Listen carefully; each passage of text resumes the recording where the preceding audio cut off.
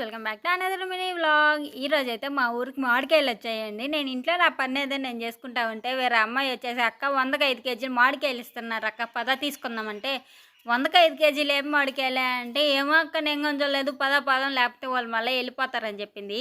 సరేలే 105 కేజీలు కదా, 100కి 2 కేజీలు 3 కేజీలు ఇస్తుంటేనే తీసుకుంటున్నాము, ఈ 105 కేజీలు ఎక్కువ ఇస్తున్నారు కదా, పద తీసుకుందామని చెప్పేసి పరిగెత్తుకుంటే వెళ్ళాను అనమాట. తీరా అక్కడికి పోయి చూస్తే అవేమో అంటు మామిడికాయలు.